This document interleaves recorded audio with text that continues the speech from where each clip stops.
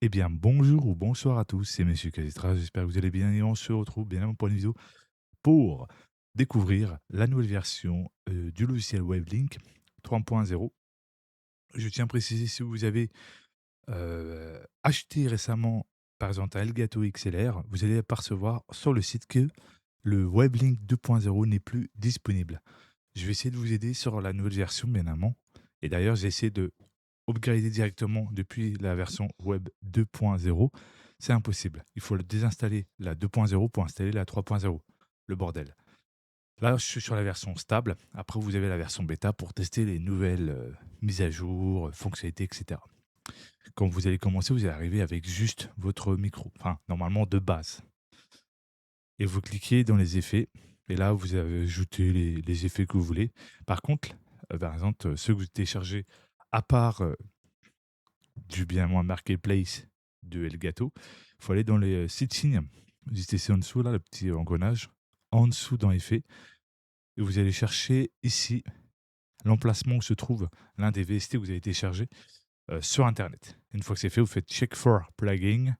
Et une fois que c'est fait, il va détecter celui-ci. Il peut avoir un petit bug d'erreur. Vous redémarrez le logiciel. Et normalement, ça va le détecter. Et puis après, quand vous allez ici, vous mettez tous vos effets. Vous reparamétrez tout correctement en cliquant ici sur Edit Effet Shitting. Après, vous avez bien évidemment ce qu'on connaît, hein, bien évidemment le Loudcut Fighter à 80 Hz. Après, quand vous allez télécharger, vous aurez le Voice Focus de cocher. Moi, je le décoche parce que je n'ai pas besoin. Je connais personnellement les VST que j'utilise. Il y a celui des gâteaux, donc le Q, un que j'ai téléchargé sur Internet, que je connais et que j'ai vu des vidéos dessus, et le Realgate, qui est connu, ben, bien évidemment, celui qui vient du logiciel Reaper. Ensuite, vous faites close une fois que vous avez paramétré tout ceci et que vous avez bien réglé cela. Alors, il me semble, de mémoire, je vais essayer de vous aider pour régler le volume, si j'arrive à retrouver, parce que c'est vrai que quand c'est tout nouveau, c'est pas évident. Donc, on va mettre ça. Voilà. Le petit logo micro, au moins, on sait que c'est pour le micro. Moi, j'aime bien changer. En plus, avant, on n'avait pas cette possibilité, il me semble, ou pas. N'hésitez pas à me dire dans les commentaires. Check, il me semble, c'est où déjà? Voilà, c'est en haut, ici. Setting dans Input Monitoring. Le temps que je retrouve, parce que c'est vrai que c'est tout nouveau pour moi. Vous avez ici le input gain. Donc moi personnellement, je connais le gain. Je sais que à 38 décibels, ça va pas saturer. Et puis j'ai recorrigé ce que j'avais déjà fait, évidemment pour le compresseur, pour pas que ça sature lorsque je parle très fort. Évidemment, dans le mix entre le micro et le PC, ben, j'ai mis à 50%. Moi, je suis bien. Et dans le motoring, j'ai laissé à 100% puisque j'ai réglé le volume à la sensibilité de mes oreilles. Après, il y a le gain lock pour bloquer le gain que j'ai réglé. Ensuite, le keyguard pour éviter de clipper. Avec le display indicator, quand ça clip, on voit le petit logo, enfin, le petit couleur, je crois que c'est jaune, pour dire qu'on a un petit peu clippé.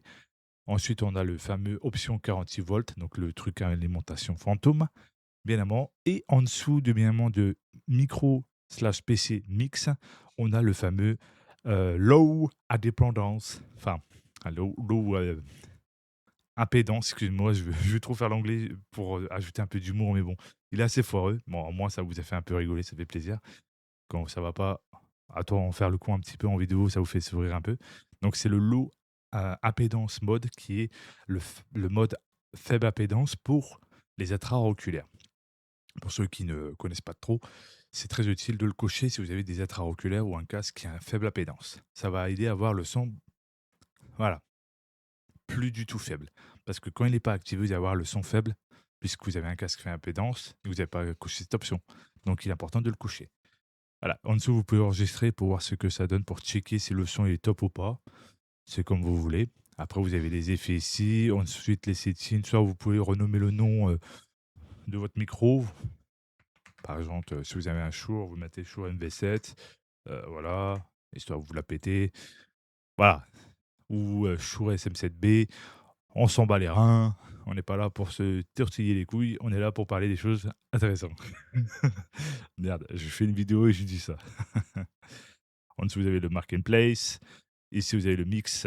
Là, vous avez bien évidemment le volume par défaut. Et ici, vous laissez à 100%. Par contre, dans le personal, vous mettez jamais le retour de votre micro, vous allez vous entendre en double. Donc, je vous le conseille de ne pas ajouter dans le Salen. Par contre, les autres, vous pouvez les ajouter. J'ai fait un test et j'entends pas, en double, donc c'est nickel. Dans le StreamMix, vous mettez tout ce qui est votre micro, le chat, browser, donc l'internet, donc le navigateur, musique, système et les jeux.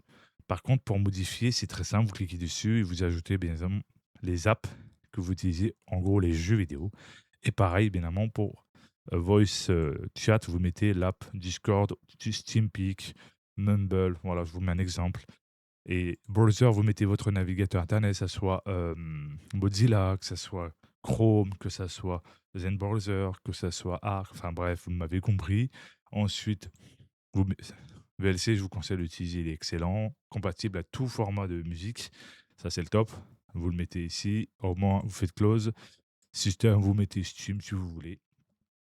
Si tu vois par exemple une petite coupure avec bien évidemment cet ajout, c'est normal, t'en fais pas. Désolé si ça coupe un petit peu la dynamique. Là, je vais te montrer comment on fait pour créer un channel. Vous cliquez ici, Create, vous cliquez ici, et là, vous cherchez bien évidemment ce que vous avez besoin. Votre chat, browser qui est Internet, en gros votre navigateur, musique pour la musique, système et games. Et aussi, tu cliques dessus comme les autres et tu fais plus app et tu ajoutes les noms des jeux que tu as installés sur ton PC. Que ce soit sur votre deuxième SSD, bien avant, que ce soit Arc Raider, Hytale, Resident Evil, etc. Il y a certains jeux où ça peut arriver qu'il faut lancer peut-être le jeu pour pouvoir l'ajouter. Bon, on connaît un petit peu le principe. Voilà. Donc, j'espère que cet ajout ne te gêne pas trop de cette vidéo. Bon, elle va être un petit peu courte comme les autres. Et je te dis bonne vidéo et merci pour ton soutien. Et je te laisse regarder la suite. Voilà. Ensuite, en chat ici, il me semble de mémoire, c'est soit c'est le retour où vos amis vont entendre. Si je ne dis pas de bêtises, de mémoire, c'est en gros, si vous ajoutez, par exemple, le retour ici, ils risquent d'entendre votre jeu en retour, le système, la musique, le navigateur internet. Alors si vous ajoutez vos chats, ils vont entendre leur retour, ils vont dire, «Eh gros, je sais pas ce que je t'aime pas, mais on n'a pas envie d'entendre de répéter nos conneries, hein».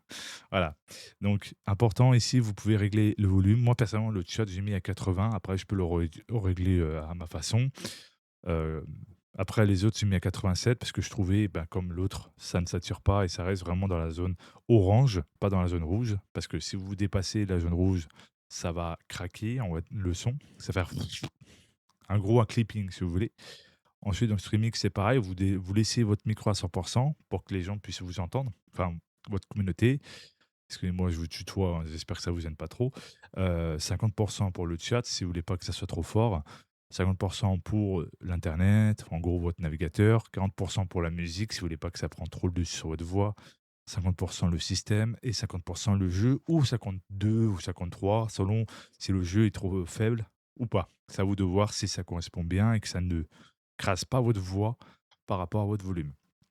En vrai, il est pas si compliqué que ça, c'est un peu la même chose, mais différemment, on va dire. Et je trouve qu'il a plus de gueule, plus moderne, comparé à l'autre qui était un peu plus vieillot.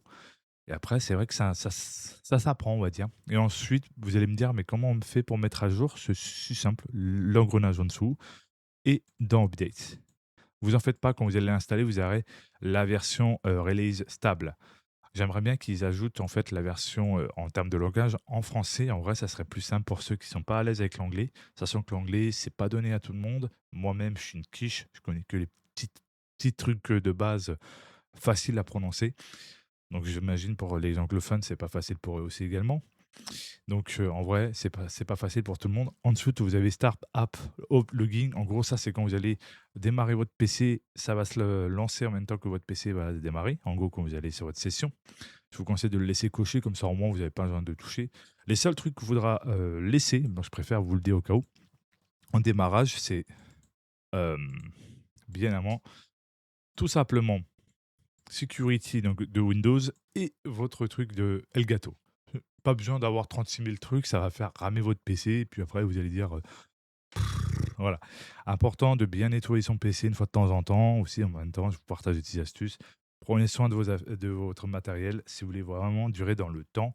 C'est pas, méchant, c'est selon mes connaissances, évidemment, de ce que j'ai appris comme vous, bien évidemment, quand vous tombez sur mes vidéos, sur les vidéos des personnes lambda, on apprend tous les jours et on apprend, bien évidemment, de nos erreurs. Donc n'hésitez pas à me dire dans les commentaires si ce tuto a pu vous aider et aussi ces petites astuces que je vais vous donner, ça peut vous aider aussi au niveau entretien de matériel et cetera. Voilà, c'est pas grand-chose, mais ce pas grand-chose peut nous faire, durer dans le temps nos matériels, sachant que c'est pas donné et sachant que, bien évidemment, en connaissant Microsoft, l'obsolescence programmée, ça, ils savent le faire, comme Apple, comme toute autre société. Enfin bref, vous m'avez compris. En tout cas, n'oubliez pas de vous abonner, de mettre un pouce bleu, d'activer la cloche de notification et de partager. C'était Monsieur Kaletra, ravi de vous aider, ravi de vous partager mes connaissances. Et je vous dis, prenez soin de vous, allez au bout de vos rêves et n'écoutez pas les rageux et les rageuses. Ciao, bye bye.